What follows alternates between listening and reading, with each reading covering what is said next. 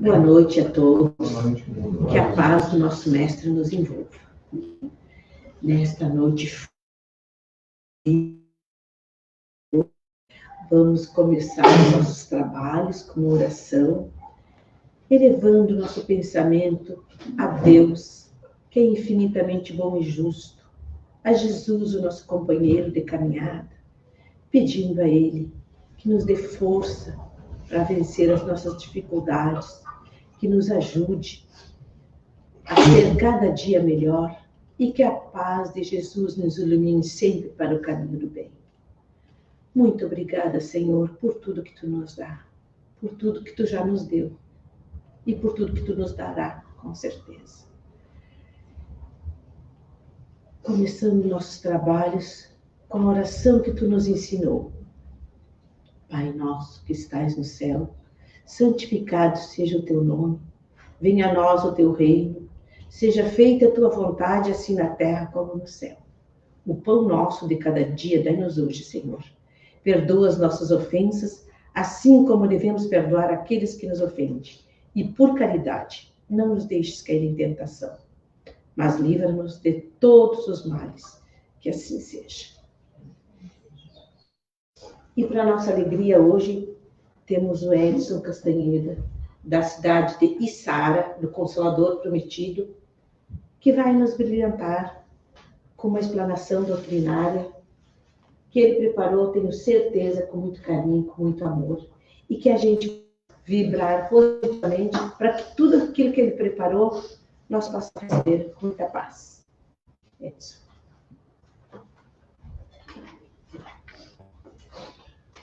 Boa tarde, irmãos. Boa noite. Já que eu saí de casa ainda, claro, minha mente está lá em Içara. E friozinho. A gente reclama do frio quando é inverno e reclama do calor quando é verão. A gente tem essas facilidades de reclamar, porque a gente gosta de reclamar da vida. Mas, em continuidade da oração da nossa irmã, eu peço que Jesus nos abençoe nessa noite. Aqueles que puderam sair de casa, pegar esse friozinho para vir aqui, e aqueles que não puderam, que sejam também encontrados pelo amor de Jesus. E todos aqueles que a gente não vê estão aqui. Nós comentávamos agora, a casa parece estar vazia hoje aos nossos olhos, né? Mas aos olhos da espiritualidade, com certeza, ela arrebanhou muitos irmãos nossos para virem aqui ouvir. Aí o meu compromisso passa a ser um pouquinho maior do que aquele, né, de só falar para os encarnados de Balneário Gaivota, né? O compromisso é o mesmo sempre, né? Quando a gente vai falar de Jesus. O tema é Jesus e o Evangelho, porque eu preparei o tema da URI. Na verdade, o nosso coordenador, o João, que eu acho que também de vez em quando vem palestrar aqui, o João lá de Sara, o João Nascimento, fez uma confusão na coluna e era para falar de família e disse para mim falar de Jesus, mas falar de Jesus ou falar de família, nós vamos estar sempre falando de assuntos importantes que nós espíritas, nós cristãos precisamos ouvir. Aí, até hoje de manhã, o nosso querido Feijão disse, a sorte que ele me mandou, o cartaz, família. Eu disse, mas não é família. Aí ficou muito engraçado, tipo, nós dois tontos, né? Não, era o cara que fez até a escala que estava mais tonto do que nós. Falar de Jesus e não falar do Evangelho, ou falar do Evangelho e não falar de Jesus, é como se o assunto não fosse para frente.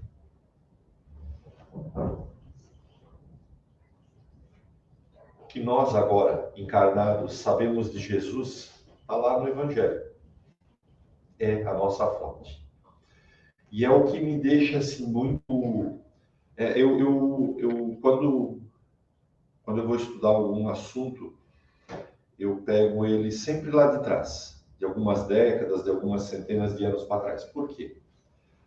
Porque nada chegou aqui com uma máquina de teletransporte. Para quem é da nossa época que viu Star Trek, tinha lá o lugar onde o pessoal entrava e se teletransportava para o planeta, né? As versões novas também tinham. Essa máquina não existe. Então, tudo que chega até nós, chega pela história. Quem é a história? É o nosso passado. É o nosso passado. Se o Evangelho, hoje, o Evangelho tradicional, nós temos aqui, então, o explicado, né, pela doutrina espírita. Eu até abri os dois aqui. Esse aqui, eu sempre que vou nas casas, eu observo os tipos de evangelho que tem. Esse aqui é da época da Barça, né? O tipo de encardenação parecido com a Barça. Tu nem sabe o que é Barça. Barça era uma enciclopédia que se vendia nas portas. Quem tinha Barça era rico. Não era? Tinha um negócio assim, né? Para comprar uma... Aí, se não tivesse dinheiro para a Barça, comprar uma britânica, né? Que era já um pouquinho meia pedra. Mas não importa a encadernação, mas tem encadernação. Aqui, ó, tomou chuva aí da pedra de anteontem e está aqui, ó, firme, forte. Essa é a nossa versão explicada. Nossos amigos ouvintes aí de casa, que não sejam espíritas, ou aqueles que não têm ainda toda a sapiência, a nossa versão ela é explicada do Evangelho dos 4 evangelistas. Não tem nada de novo, tem explicações. Porque o Cristo, na sua benevolência, sabia. A gente não deu conta. Desculpa, estou com o microfone. Não, a gente não deu conta de segui-lo e escolheu Barrabás. A gente não deu conta de segui-lo e fez a Inquisição. A gente não deu conta de segui-lo e fez as cruzadas para matar gente. A gente não deu conta para segui-lo e fez noite de Bartolomeu, de São Bartolomeu, há pouco tempo, anos, centenas de anos atrás. Então ele sabia que a gente não estava dando conta. E por isso fez a promessa, virá o Consolador, formado pelos 5 livros, mas com cada um exatamente no lugar certo.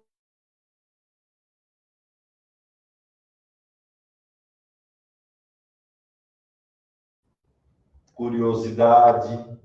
Nós temos curiosidade dentro do...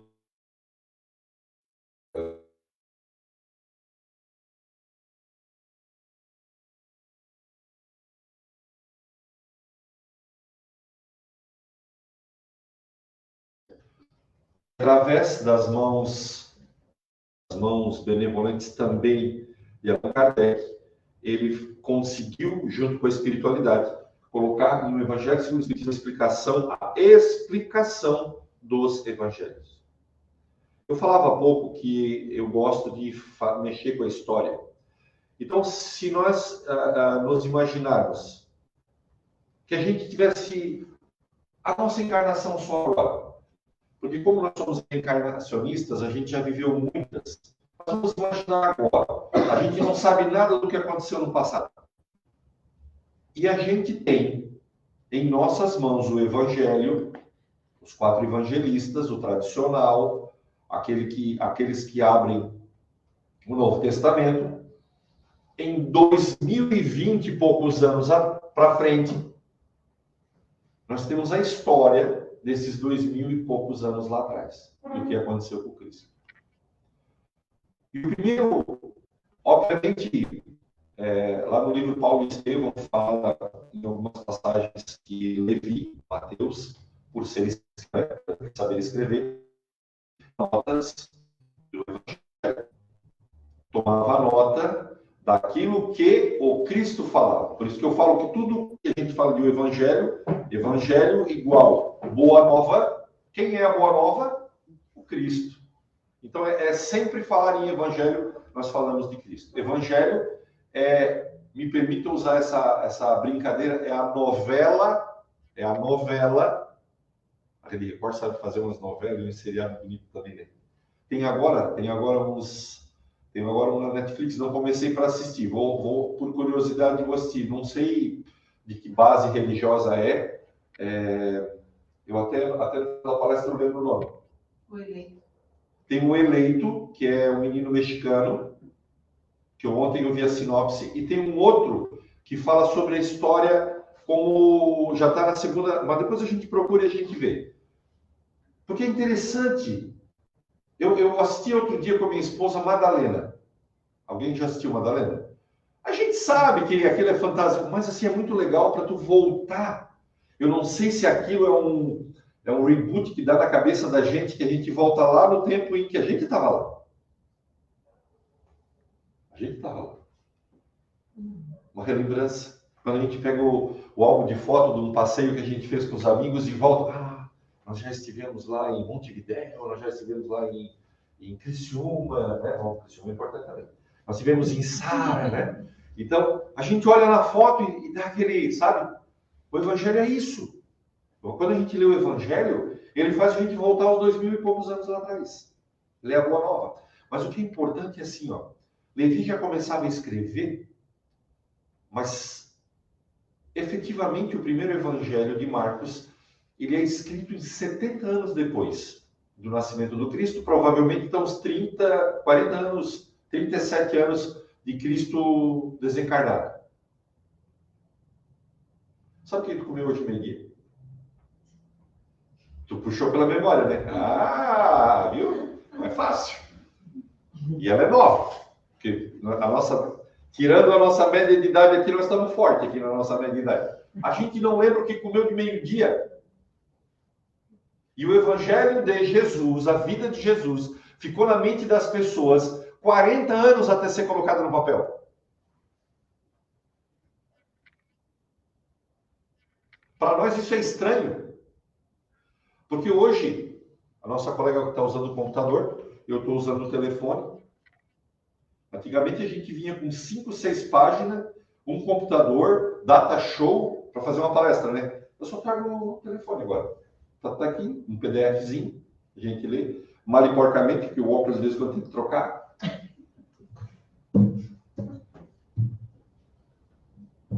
Nós estamos na era do Ctrl+C, Ctrl+V. Ctrl+C copia, Ctrl+C, Ctrl+V cola. É porque, sabe? Conhece? Porque tem alguém que também não é bem da turma dos digital, né? Nós passamos pelas duas. Nós passamos pela máquina de escrever, que tinha que ficar contando letra para terminar a linha, porque senão ficava a palavra errada, né? Tinha que, quando estava no meio, já começava a contar. Contar. Né? Nós somos fazia curso da datilografia com a mão tapada. Do Rio, porque tem uma cidade, né? Viu? Como é que a gente pega as pessoas assim, ó? Elas se entregam. O Evangelho ficou 40 anos na cabeça das pessoas. A gente não consegue guardar a receita do cavaquinho que a vizinha deu. Ela leva o telefone, daí ela fala tudo no telefone, que agora é bom, né? A pessoa fala, quando chega em casa e passa por livrinho a gente não consegue guardar isso. E o Evangelho. Então, eu, particularmente, digo que ele é magnífico, fantástico. E eu vou contar uma outra história para vocês.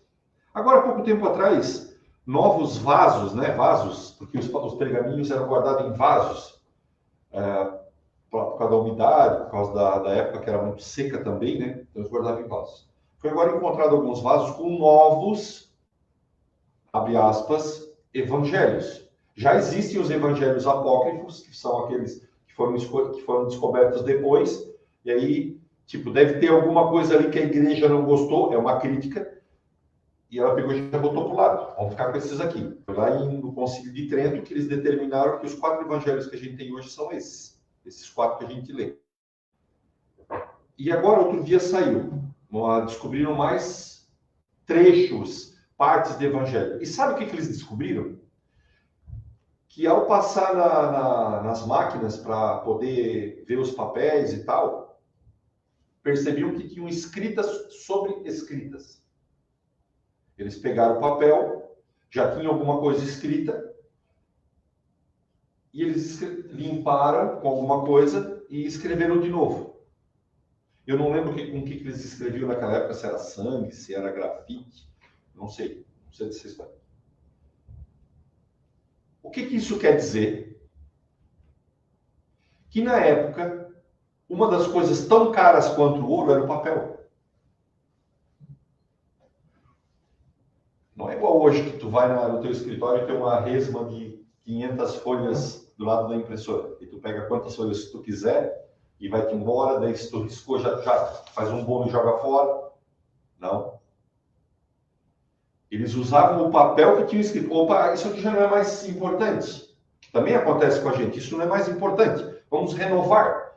Só que o que a gente faz? A gente escreve um novo livro. Esse fica para trás, né? Fica lá na biblioteca como um ponto de referência. Mas o novo tem novas informações. Não, eles apagavam e escreviam em cima. E o que isso me faz trazer ao coração? Que aquilo que a gente consegue ler nos evangelhos é tão atual quanto hoje, então tem um significado muito importante. Eu vejo aos meus olhos que foi coberto uma escrita com uma coisa muito importante. E quanto isso vale na nossa vida. Não sei se vocês estão... Eu estou tentando transmitir para vocês o quanto é importante o Evangelho e como ele chegou até aqui.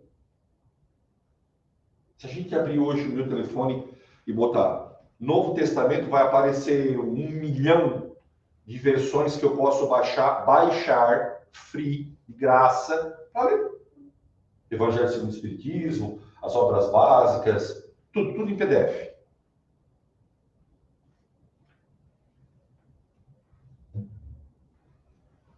Mas o Evangelho andou 2000 anos. E a gente nem sabe por onde. Depois vieram as traduções. Quem viu um filme muito legal, que eu acho que é dos anos 80, chama O Nome da Rosa, com Sean Connery. Eles vivem num castelo, aí tem um crime. Na verdade, o castelo é só o cenário. Mais legal, que lá é um mosteiro onde os monges, que eram os poucos que sabiam escrever naquela época medieval, traduziam do grego o Evangelho, à mão. Né? Que legal. Um filme que é para uma coisa, para a gente se divertir, mas tem uma partezinha da história. E aí? E aí? Se naquele dia o monge estava bravo porque não comeu tudo que tinha que comer, ou não botaram toda a comida que botaram, ele pega e troca uma palavra lá do Evangelho, só de desaforo. Não é verdade? Não pode? Não fez isso. Não, eles comiam bem naquela época. Isso é só uma criação da minha mente. O que eu quero dizer? O Evangelho caminhou tudo isso para chegar até aqui. E graças a Deus, por volta dos anos 60, de 1800, foi transformado neste livro, que é outra obra-prima,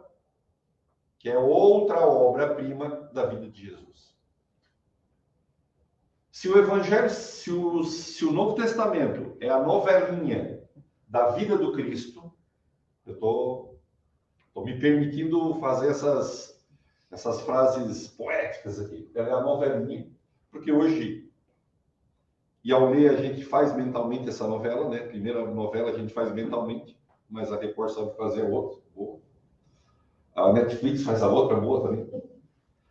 Essa aqui traz da essência do Cristo a importância dele. Opa! É como extrair da cana a doçura do mel. Isso é frase de música, porque eu era do coral e tenho ela na minha cabeça. Não é que eu sou poeta, não. A cana, enquanto cana, jogada no chão, é um pedaço de bambu. Não é verdade? Aliás, elas são da mesma família, né? É um pedaço de bambu. Mas se tu pega ela e prensa ela, sai dela a garapa. Como é que chama aqui? Garapa? Caldo de cana. Caldo de cana. É que nós lá de Criciúma somos do outro planeta da garapa. O pessoal da garapa é o pessoal que fazia melado, fazia cachaça, né, dos antigos. E quão doce é aquilo? Se tu olhar para ele, parece um pedaço de cana. A cana no sentido de bambu, né? De gramínea. Uma gramínea. Mas quando tu amassa ela, sai de dentro aquele açúcar, o primeiro açúcar que a gente teve contato, na verdade. Ele é o primeiro açúcar. Aquele que a gente come hoje é o resto. Ele é a primeira essência, a garapa, o sumo da cana. E o Evangelho, segundo o Espiritismo, é o prensar desta cana. É o prensar do Evangelho, é o prensar da passagem do Cristo e aonde extrai essa essência primordial para a nossa vida. Sabe que na URI, dependendo da distância que a gente viaja para fazer a palestra, é mais ou menos o tanto de tempo que eu posso falar, né? Não sabia? Então é assim, ó. Se eu viajo 30 quilômetros, eu posso falar 1 hora. Se eu viajo acima de 30 quilômetros, eu posso falar quanto tempo quiser. Então tá. Como hoje não tem mais trapalhões no sábado, nós vamos falar bastante.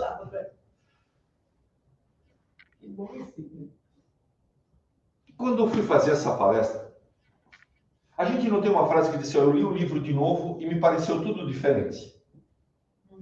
Seja qualquer livro que a gente leia, sejam os livros das obras, ou um livro romanceado, alguma coisa que a gente gosta de ler, ou um filme. A gente viu o filme e depois o revê. E quando o revê, vê uma coisa diferente lá.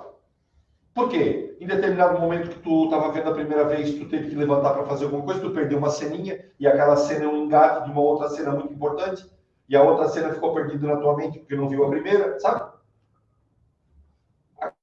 Eu tenho 23 anos de doutrina espírita. Grandes coisas.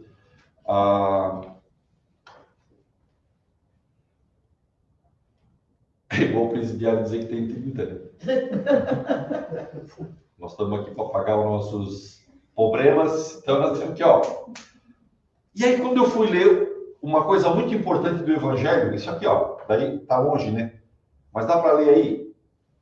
Fala para nós. Índice. Quando eu fui ler o índice, me deu, sabe aquele estalo? A gente, depois de velho, tem vários estalos. Passa uma vida inteira imaginando alguma coisa de alguma coisa, aí de repente aquilo se clareia, pá, dá um estalo. Aí eu fui ler o título Desculpa, título não, o índice. Se eu errar, me corrija. Estabelecida a corretora do dia hoje. E quando eu fui ler o índice, eu fiquei maravilhado. Vocês estão tudo quietinho porque vocês sabem que eu vou perguntar para vocês o índice, né? E vocês não vão saber falar, né? Como eu também não sei. Agora eu sei. Porque eu estou com ele na mão. E eu sou um cara mau, igual de envergonhar todo mundo, e faço essa pergunta. Mentira. Eu já passei a vergonha sozinho lá em casa quando fui estudar. E disse assim, não, eu me reservo o direito desta vergonha sozinho. Fez barulho de novo, né? Vou ter que botar em algum outro lugar. Capítulo 1. Vamos começar a botar a cana na moenda. Não vim para destruir a lei. Ele é estranho. Ele é estranho esse título. Ele é estranho. E eu nem vou olhar para ele, vou só lembrar de algumas passagens que o Cristo... E até tem uma palestra do nosso amigo Walter Ney, que ele fala sobre isso. E foi dele que eu peguei essa frase. E do Haroldo Dutra também. 99% das falas do Cristo, 99% das falas do Cristo são versos do Antigo Testamento. As respostas que ele dava eram versos do Antigo Testamento. O nosso amigo Cristo, que não precisava mais fez, tão logo a gente lembra dele na adolescência, ele foi estudar e não precisava. O espírito dele, na posição que ele estava, não precisava. Mas, como a lei ela não é torcida, mas ela é vivida, ele fez o quê? Enquanto homem, carne, ele foi aprender de novo o Velho Testamento. Ele era extremamente sábio no Velho Testamento, na Torá, que é o livro que os judeus utilizam até hoje. A Bíblia judaica, vamos poder dizer assim, mas é o nosso Antigo Testamento. Então, as frases de resposta dele são sempre frases do Antigo Testamento. Mas o primeiro capítulo diz assim, ó, não vim destruir a lei. Exatamente. Porque ele cita o Antigo Testamento e não o faz derrogar, não o derruba, mas coloca naquelas informações atuais, quais? Amor, compreensão, acolhimento, fraternidade. Então, o Cristo não mudou a sequência das coisas. Ele simplesmente pegou e adaptou aquilo que era, de certa forma, duro e passou por uma situação mais flexível, chamada amor. Que também a gente ainda não dá conta. Por mais flexível que é, a gente não dá conta. No capítulo 2, ele diz assim, ó, meu reino não é deste mundo.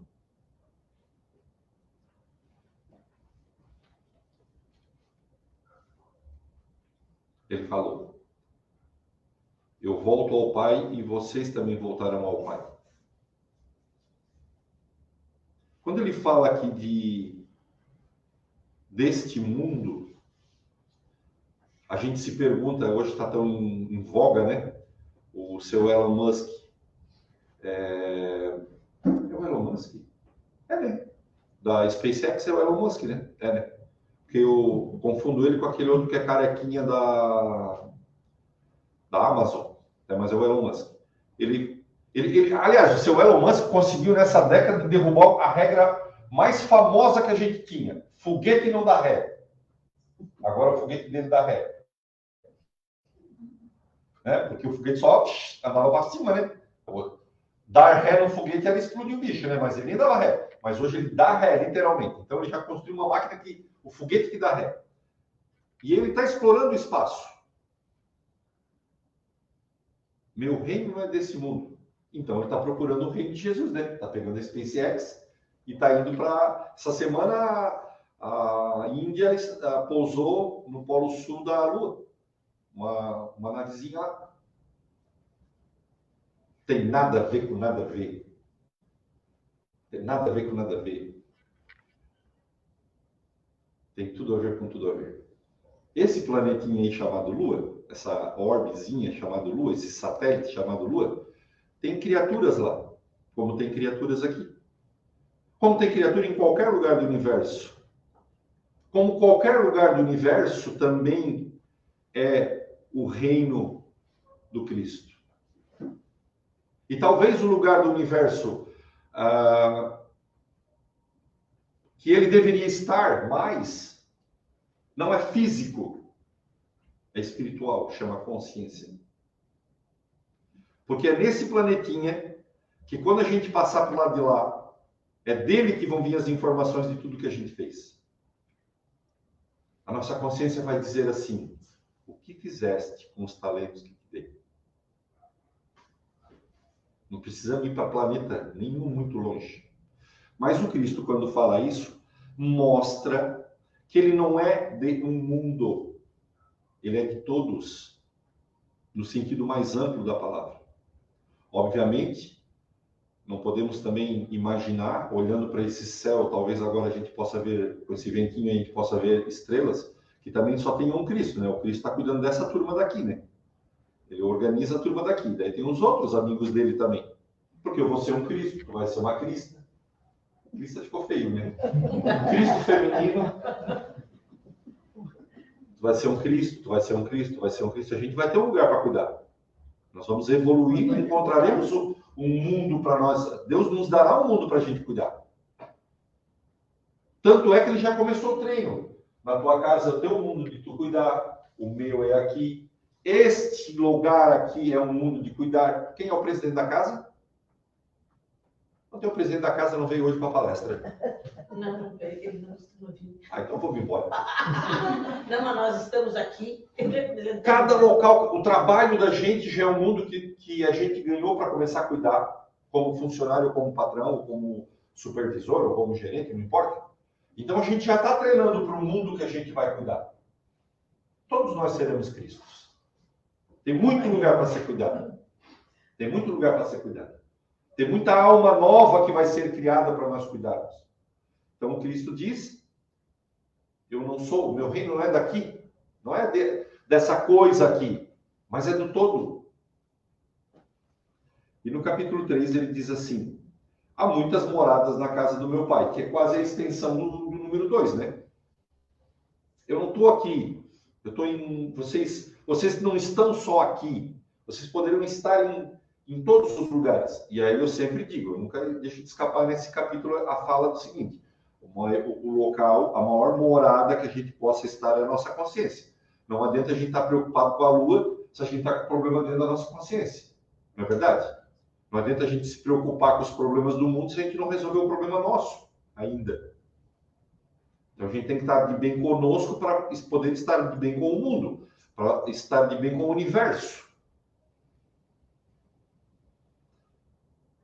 4. Ninguém pode ver o reino de Deus se não nascer de novo. Ah, e agora a cana já está da metade para frente. Vocês tinham esquecido da cana, né? Não, mas não. A cana agora já está da metade para frente. Por quê? Porque é neste capítulo que ele põe o marco do Espiritismo.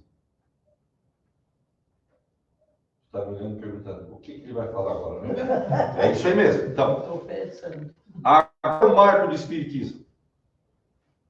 Ninguém pode ver o reino de Deus se não nascer de novo. Isso aí é a famosa fala com Nicodemos. Lembra? Ah, então eu vou ter que entrar na barriga da minha mãe de novo para nascer, diz o Nicodemos, né? Como qualquer um de nós pensaria, né?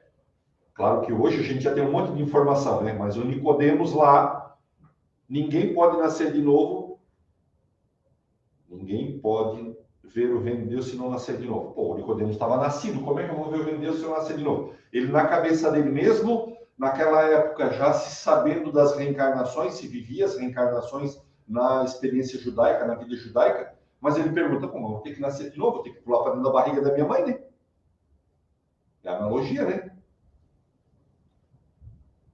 Por que aqui é um marco? Aqui é a criação do Espiritismo.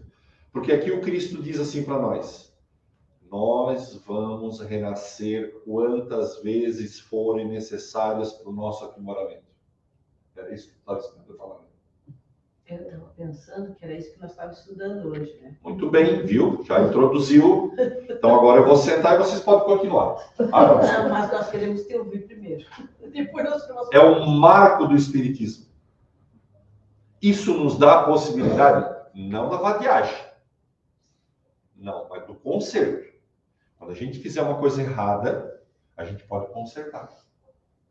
Há as regras para o conserto, tem regras. Todos passam pela mesma regra. E nós vamos falar no próximo capítulo das regras. Tem regras, mas a gente pode consertar. Eu posso viver muitas vezes, reviver muitas vezes, pode. Isso não quer dizer que eu vou cruzar meus braços e não vou fazer nada. Porque daí diz o nosso próprio Pentateuco,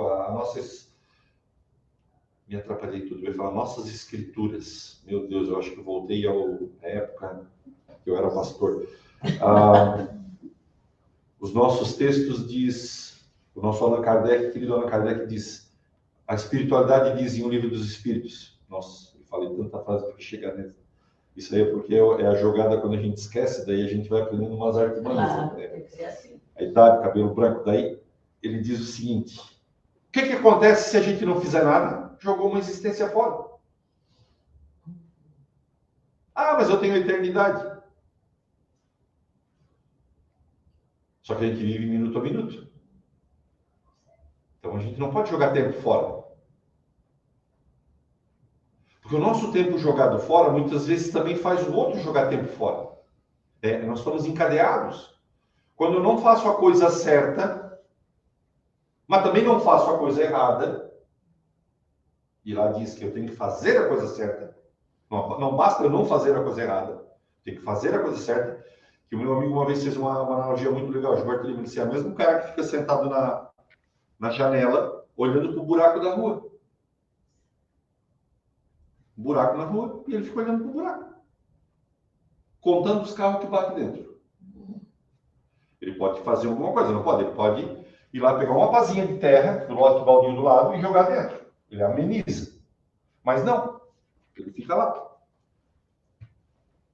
Até que o filho dele passa de bicicleta, cai no buraco e se estatela no chão. Aí ele começa a reclamar. Porque é assim que a gente faz. A gente olha para as coisas da vida, cruza os braços. Enquanto não doer na minha carne, eu não reclamo. Aí, doeu na minha carne, eu já sou o cara mais crítico da face da Terra. Mas eu não tive a proatividade de ir lá amenizar o problema para que ele também não seja um problema nem para mim, nem para outro. Então, eu dizia aqui que o capítulo 4 é o marco do Espiritismo. O Cristo nos dá a posição exata de que a gente pode voltar para melhorar tudo que a gente não fez de bem e tocar sempre um passinho para frente. Sempre um passinho para frente. Melhorar as coisinhas que a gente não fez bem. Capítulo 5. Bem-aventurados aflitos. E lá dentro, desse capítulo, fala das aflições, na verdade, né? Porque eu perguntaria aqui muito tranquilamente para vocês, quem de vocês não tem dor? Dor não... Menos tu. E tu, todo mundo nós tem dor. Pode pegar aí na carteira. Ó, acerte uma coisa. Acerte uma coisa. Quer dar presente para nós, dá necessário. A gente bota os comprimidos dentro que a gente precisa dar. É 15, 20 cartelinhas. Então, todo mundo nós temos dor, né? Mas não é essa dor que eu estou perguntando. É a dor do dia, né? É a aflição do dia. Quem não tem essa dor, né? Todo mundo tem. Já estou respondendo. Porque essas mais que atrapalham a vida da gente. A dor do dia. A dor do reumatismo, o cara toma um Voltaren e toca o barco. Mas a outra não tem muito remédio que dá conta. Casa Espírita é um dos remédios. E aí ele fala dos problemas que a gente teve passados e tem. Faz agora. Porque a gente não tendo... Pela reencarnação eu já tive várias vidas. Lá eu tive problemas. E a nossa vida agora é a melhor de todas. A nossa vida agora é a melhor de todas. Se a gente imaginar 100 anos atrás, nós andávamos com facão e revólver na cinta. Hoje nós estamos andando com um outro tipo de arma, mas pelo menos não, né, não catinga chumbo, né? Mas mata a gente também. Bem-aventurados os aflitos. Se o capítulo 4 dá um ponto de partida para o Espiritismo no sentido da reencarnação, no sentido de sabermos, né, efetivamente estudarmos, porque a reencarnação sempre existiu, mas agora ela está aqui, ela está viva, ela está nas salas sendo ensinada, ela está no livro sendo ensinada. É isso que eu quero dizer. O ponto de partida é pelo fato de a gente botar nas informações para serem estudadas. Ela está aqui. O capítulo 5 E aí tem o capítulo 6, mas o capítulo 6 eu vou falar daqui a pouco. O capítulo 5 vem dizer para nós que essa caminhada que a gente tem que fazer de várias encarnações é porque a gente está sempre aflito. Mas haverá o tempo em que a dor e o bem, a dor e o mal, serão sobrepujados pela tranquilidade e pelo bem. Nós estamos passando de leve por essa transição planetária, transição dos espíritos. A palavra transição planetária nos leva a pensar que é o mundo que vai mudar. Não, é nós que temos que mudar. A Dona Terra é só o nosso hotel. Então nós estamos mudando. Nós estamos... E parece assim que a gente está vivendo um momento agora da nossa história, da nossa vida, do nosso planeta, da nossa Terra, do nosso país, muito mais efervescente do que em épocas passadas. Não, é porque agora a gente sabe de tudo na hora. Tudo na hora.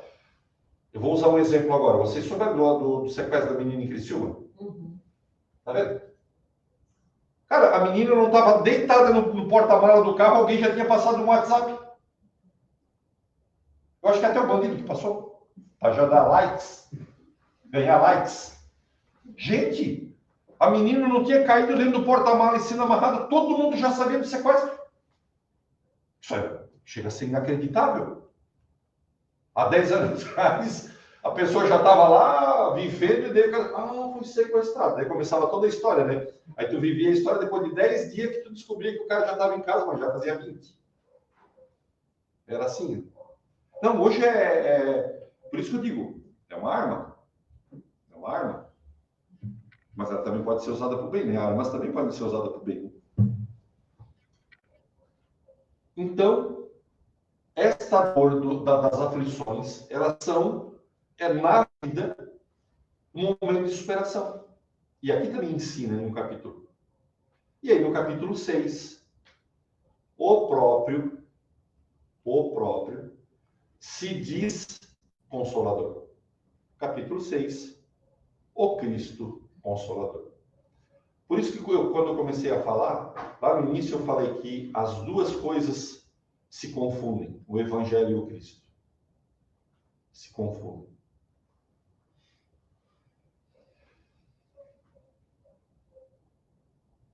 Isso aqui. Quem que veio de carro hoje? Acho que a maioria veio de carro, né? O que tem dentro do porta-luva do nosso carro? Um revólver. Alguém podia ter dito, né? Uma brincadeira. Pode ter, até que tenha. Maquiagem da mulher. Mas tem um pacote lá que a gente abre, tem o que nesse pacote? Manual. Quem falou manual? Manual. Foi uma mulher. Parabéns. Os homens estão tudo encarangados hoje.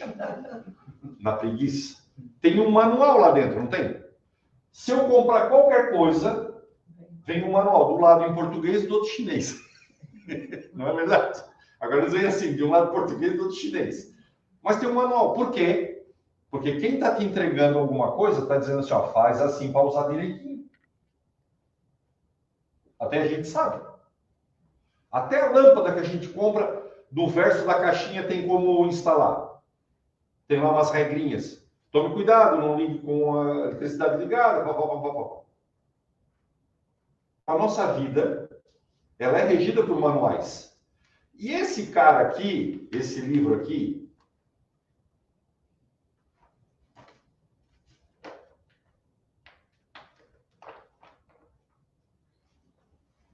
o que é isso que eu estou segurando na mão? Manual. Ok, é porque nós acabamos de falar. Mas é um livro, né? Ok, um livro. Um manual. Ok, manual, livro. O que ele serve enquanto eu estiver segurando ele na mão? Para que ele serve? Eu sei que são perguntas retóricas. Você está pensando, está louco para pegar nós, né? Estou mesmo. Para que ele serve? Eu vou responder. Nada. Nada. Peso de papel. Peso de papel. Peso de porta. Enquanto ele estiver aqui na minha mão, é peso de porta. Nada, não serve para nada. Nada. Mas se eu fizer isso, enquanto eu for olhar, também não serve para nada.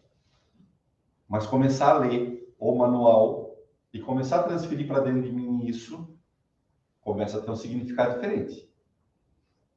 Eu já não posso dizer mais não sabia. Já começa por aí. É por isso que o pessoal não começa a ler. Porque ele não pode dizer que não sabia. Não, mas a gente se propôs a isso, né? Muito bem. Vou fazer uma brincadeira com vocês. Se agora a gente pegasse uma canoa, uma bateira, eu sou da época da bateira aí, bateira aquela de chão raso, né? Uma canoa e a gente entrasse no mar agora, primeiro que tá frio para burro, né? Me deu até um arrepio nas costas. Se a gente entrasse no mar agora e pulasse na água, eu acho que quem que sabe nadar que saberia sair lá de 100 metros de dentro lá para cá? Quem tem essa capacidade? Tu tens?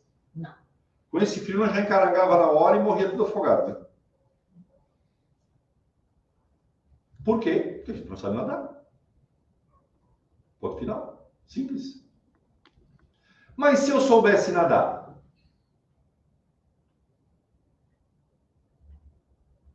eu ia sair bem rápido e me salvar para vocês que se ralam. Mentira, mentira. Só para a gente dizer, eu iria me salvar, não é verdade? Se eu sei nadar, pelo menos eu já sei algumas regras do que eu tenho que fazer nesse mar revolto, nesse rio revolto. Se é no rio, eu vou procurar não nadar contra a correnteza, desço a correnteza, tento ir para a margem, me agarrar em alguma coisa e me salvar. É isso que a pessoa que sabe nadar vai fazer. Não é porque ele sabe nadar que ele sai nadando, ele vai achar o ponto de fuga mais rápido. Se ele está no mar, ele vai achar o ponto de fuga mais rápido. É assim. Só que para a gente saber nadar, a gente tem que se propor a ir em algum lugar, ou já desde a infância, nas brincadeiras, aprendeu a nadar, mas basicamente a gente tem que se propor aí numa aula de natação e aprender a nadar. O que isso tem a ver? Capítulo 5 é Bem-aventurados aflitos. Concorda? Não sei, não. Menos um, anota aí, menos um. Capítulo 5 é Bem-aventurados aflitos. Não é. Bem-aventurados aflitos. Se nós somos bem-aventurados os aflitos, nós estamos dentro de uma lagoa, de um mar, de um rio de aflições. Tá gostando dessa comparação? Estou te ajudando? Agora eu vou ajudar ela, tá? Ela tá bem aprendidinha. Então, a nossa vida é estar dentro de uma lagoa, de um mar, de um rio com aflições. Quem que foi para a natação desse rio? Quem que foi para a escola da natação desse rio? É uma pergunta. Quando a gente chega na escola, a gente já quer pular na água, porque é muito gostoso, quer aprender a nadar, já aprende... Não, a primeira coisa que tu vai para o quadro. Aí o instrutor vai dizer, é assim que se faz, existem vários tipos de nado, nós vamos começar com o tradicional, o crawl, né, que é aquele assim, tu não sabe? Cachorrinho mesmo. Ele vai ensinar a parte teórica da coisa, profundidade da piscina, né? Em que ambiente tu estás, e vai te dar as dicas primeiro. Se acontecer alguma coisa, tu faz isso, né? Porque tá todo mundo novato. Então, se der um probleminha lá, o cara dá um berro lá, com a palavra-chave, que todo mundo sabe que tu tá passando mal. Então, todo mundo vai ter... Então, ele vai te ensinar a parte teórica. Aí, todo mundo pega sua sunguinha, seu maiô e vai para a piscina. Então, o nosso momento de instrução com o professor está aqui. Só que diferente dessa aula de natação que eu estou tentando fazer, nós já estamos de sunguinha e de maiô dentro do rio, do mar. E vamos aprender dentro, nadando contra a correnteza. Ou alguém aqui, uma pergunta também retórica, mas alguém daqui, com 2 anos, quando falou da IOU da vida, já foi para uma casa espírita e já começou todas as orientações de trabalho morais das coisas. Não. Que a primeira coisa que nós pais, e isso é uma frase que depois eu vou falar depois, que nós pais não fazemos. Dá a primeira orientação moral. A gente dá do dia a dia em casa. Mas a do Cristo, a gente merece o superior a ele. Então, diferente da natação, a gente aprende a nadar na nossa vida, nos lagos das nossas aflições, bem revoltos, já dentro dele. Com água batendo no nariz, se afogando, fazendo glu-glu-glu lá. É assim. Mas isso não nos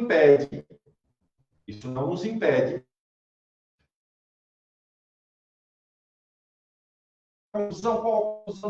Qual foi essa onda que me pegou? Essa onda foi desemprego.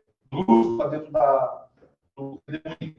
Aí daqui a pouco o redemoinho te joga para fora. Dá uma calmaria. Dá uma calmaria, eu consigo ir lá na beirinha, me encostar na beirinha. Fico lá. Aí o que eu faço?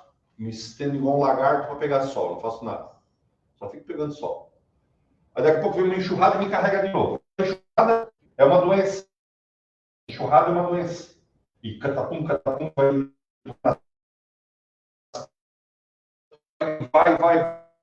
Daqui a pouco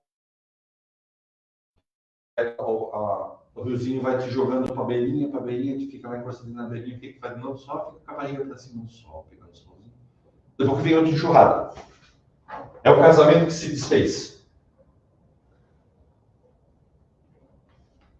Pedra, falsa e tudo. Eu estou falando alguma mentira para vocês? Que tem um monte de gente dentro desse rio, desse jeito. E aí, quando ele está pegando o solzinho, ele pergunta: ai, Deus, só comigo que acontece essas coisas? Podia acontecer com o filho do vizinho, que é um vagabundo, que é um maconheiro. Podia acontecer lá com o João da ponta da rua, que é traficante. Podia acontecer com o Dalton. Dalton é o nome que eu queria agora. Pelo amor de Deus, não tem nada com nada. Que é desmanche de carro. É assim que a gente faz. Com a pança virada para o sol, reclamando para o Cristo, para Deus, por que não pegou o filho dos outros?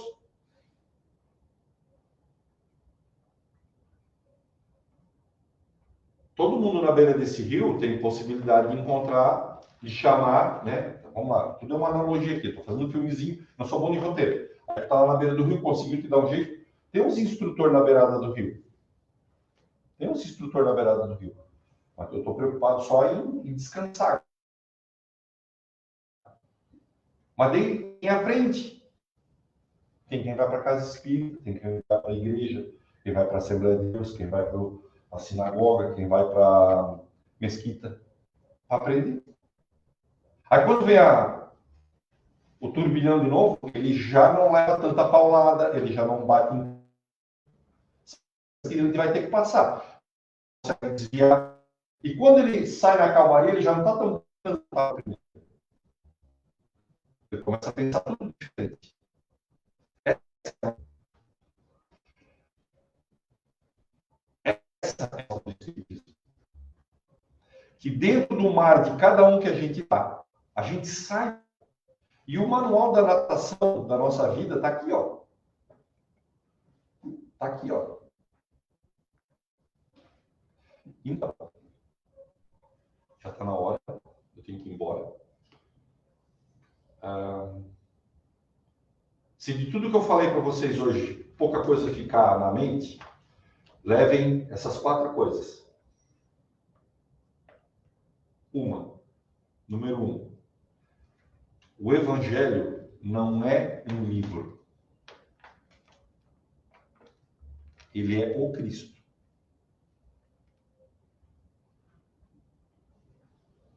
Ah, mas eu quero ser igual ao Cristo. Vai lá, lê o Evangelho e faz o que o Evangelho faz, tá lá. Quer ser igual ao Cristo? Nós temos todas as possibilidades de sermos igual ao Cristo. É só a gente fazer o que está aqui. Número 2. Esse é o nosso puxão de orelha. Se eu perguntasse para você quem são os maiores evangelizadores hoje, provavelmente os amigos poderiam dizer: ah, Divaldo Pereira Franco, ah, Haroldo Dutra Dias. E ele vai puxando um fio de palestrantes, né?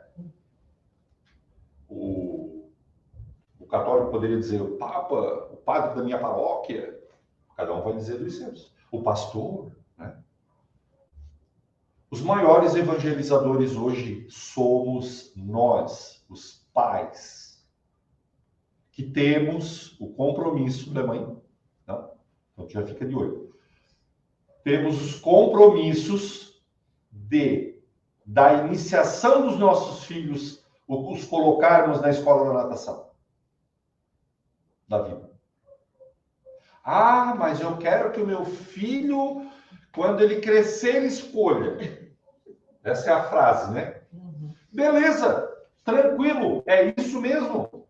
Mas é isso mesmo. Quando ele ficar grande, ele vai escolher. Só que quando ele chegar a ser, ele já sabe o livro da natação todinho. E vai escolher que rio ele quer pular. Ou como ele vai pular. Não a gente pegar o nosso filho com 30 anos e ele ser um bocó, moralmente. Ah, aí faz aquela boca, né? Ah, eu fui tão bom com ele. Foi o que tu fez. Dei carro, departamento, moral, educação nenhuma.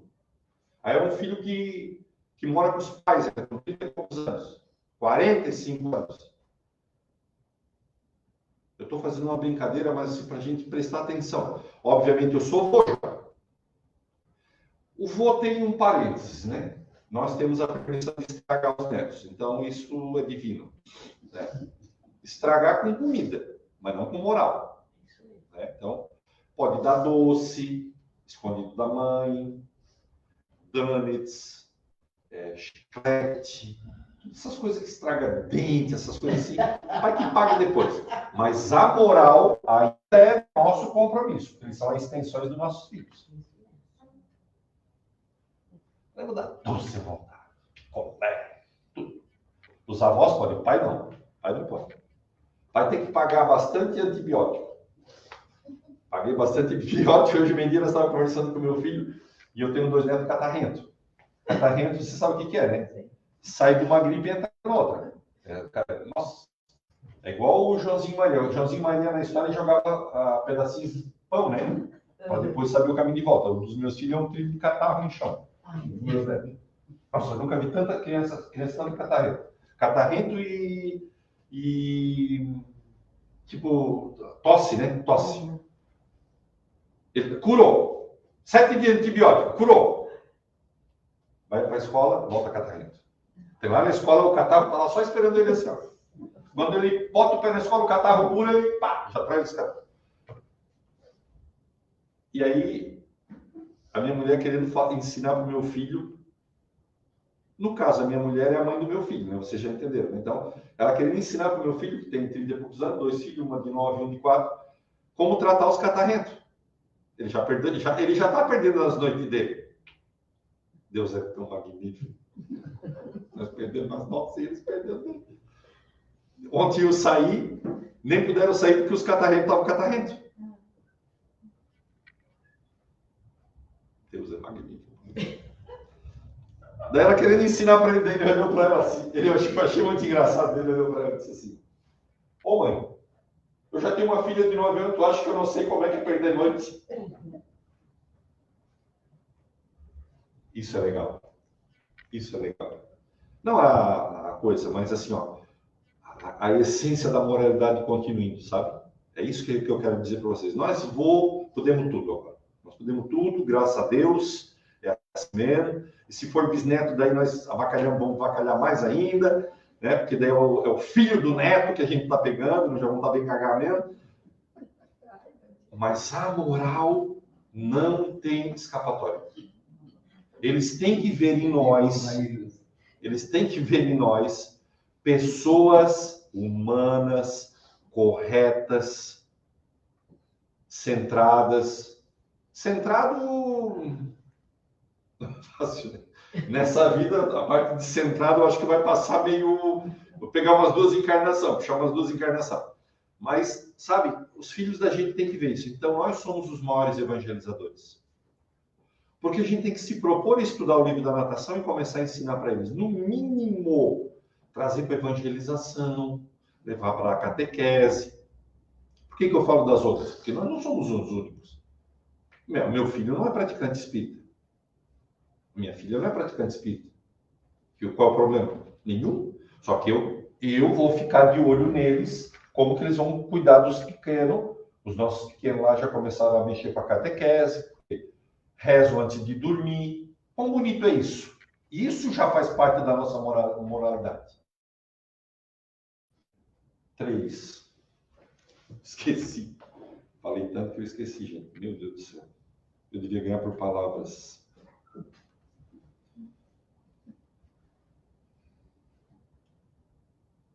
A nossa vida é repleta de aflições. O óbvio. Então não adianta reclamar. Não adianta reclamar. Reclamação nunca levou ninguém a lugar nenhum. A reclamação pura e simples nunca nos levou a lugar nenhum. Mas a reclamação da mudança, ela nos ajuda, né? Quando eu reclamo porque alguma coisa não está boa, mas eu já estou me ofertando a mudança, aí sim, essa é importante. Então a nossa vida é de aflição. Nós vamos ter que conviver com esse mar revolto das nossas aflições. E A humildade é o caminho das nossas elevações. Eu sei de tudo. Está morto no rio. Vai morrer. Eu sei nadar, mas não sei nadar. Vai morrer. Então, a humildade está em... Não importa em grau de ensinamento, faculdade, doutorado, não importa. 23 anos de casa espírita, uma centena de anos de casa espírita. Não adianta. A gente tem que estar sempre com o manual da nossa natação na mão. Estudando ele e botando ele em prática. Esta é o ponto da nossa humildade. Que assim seja.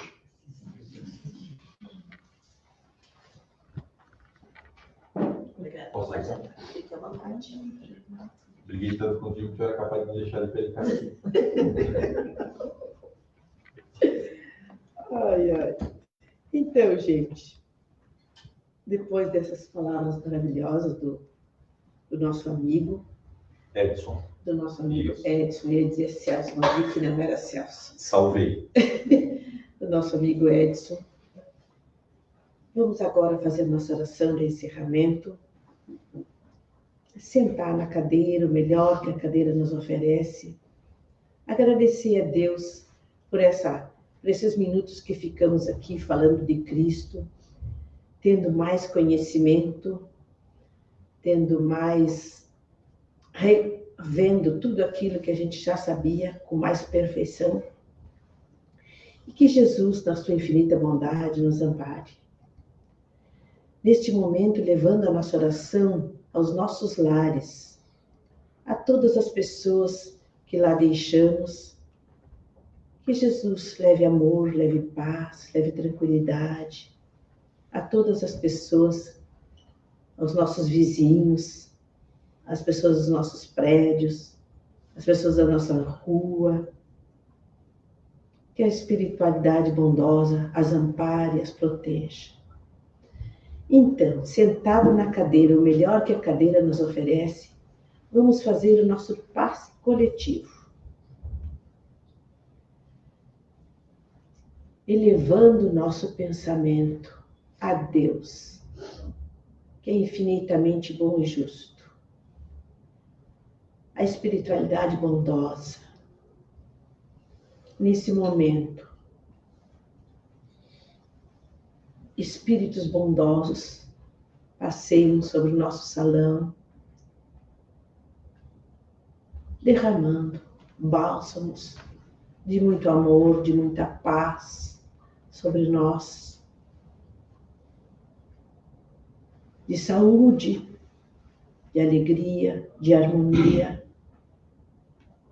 E que Jesus, na sua infinita bondade, nos faça sempre pessoas melhores. Muito obrigada, Senhor, por tudo que Tu nos dá. Muito obrigada por esse momento de paz e de oração. Pai nosso que estais no céu, santificado seja o Teu nome, venha a nós o Teu reino, seja feita a Tua vontade, assim na terra como no céu. O pão nosso de cada dia dai-nos hoje, perdoa as nossas ofensas, assim como devemos perdoar aqueles que nos ofendem. E por caridade, Senhor, não nos deixes cair em tentação, mas nos livre de todos os males, que assim seja. Que a paz de Jesus esteja com todos nós, uma boa noite a todos, um bom retorno às suas casas, e que Deus iluminando a todos nós. Que assim seja.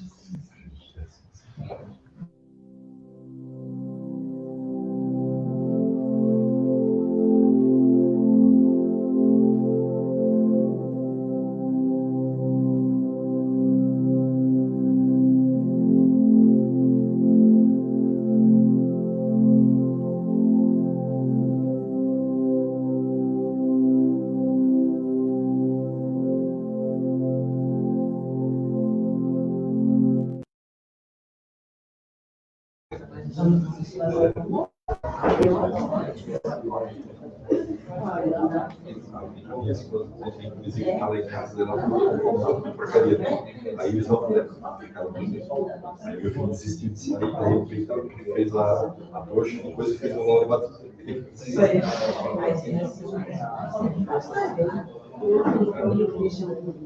Eles vão dormir em casa e expulso da cama. Eu sou expulso da cama. Isso, então já faz. E eles comigo.